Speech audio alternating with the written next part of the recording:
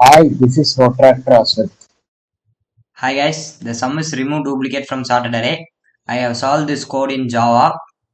We defined a class named solution, which is a standard requirement in coding platforms.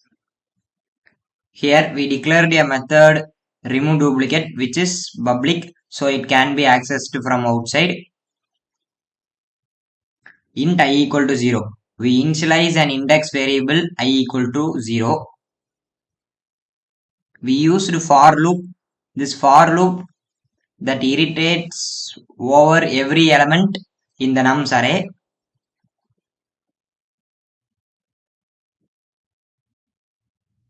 Sixth line checks whether the current number is a unique element.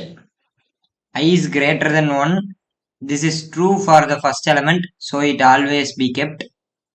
Nums is greater than nums I minus 1. Check if nums is greater than last stored unique value. Since the array is sorted, if it's greater, it's a unique number.